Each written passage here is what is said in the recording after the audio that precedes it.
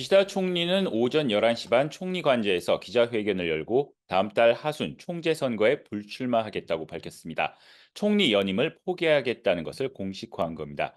기시다 총리는 이번 주 일본 오봉 연휴가 끝나면 가을 총재 선거를 향한 움직임이 본격화될 것이라며 이번 선거에는 자민당이 변화하는 모습을 국민 앞에 확실히 보이는 것이 필요하다고 말했습니다. 그러면서 자민당이 변화한다는 것을 보여주는 가장 알기 쉬운 첫걸음은 자신이 뒤로 빠지는 것이라고 밝혔습니다.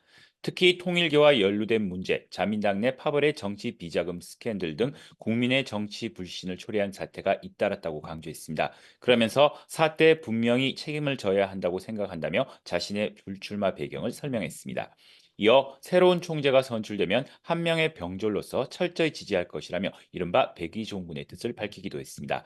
이런 가운데 기시다 총리는 내년이 한일 국교 정상화 60주년이라는 점을 언급하면서 한일 관계의 정상화를 한층 더 확실하게 하지 않으면 안 된다고도 강조했습니다.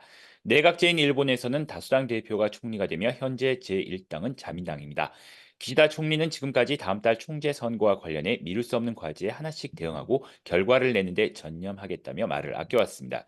기시다 총리는 정치 신뢰 회복을 내걸고 파벌 해체, 정치자금법 개정을 추진했지만 지지율은 20%대의 정권 퇴진 위기 수준에서 좀처럼 벗어나지 못했습니다. 이런 분위기에서 내년 여름 참의원 선거를 앞두고 당내 위기감이 한층 커졌는데요. 기시다파 일부 의원 사이에서는 기시다 총리가 명예로운 퇴진을 해야 한다는 목소리까지 나온 것으로 알려졌습니다. 기시다 총리는 기자회견 전 자민당 인사들에게 일련의 문제에 대해 자신이 책임져야 한다는 생각을 전한 것으로 알려졌습니다. 기시다 총리는 2021년 10월 취임해 오늘까지 1045일 동안 재임하고 있습니다. 제2차 세계대전 이후 총리 가운데 재임 기간이 8번째로 깁니다. 기시다 총리가 불출사 의사를 공식적으로 밝히면서 차기 총재 자리를 놓고 경쟁이 본격화할 것으로 보입니다.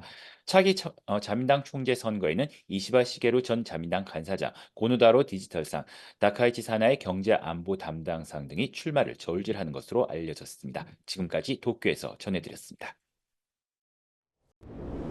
지금 바로 구독을 눌러보세요. 실시간 뉴스, 긴급 속보, 심층 분석까지.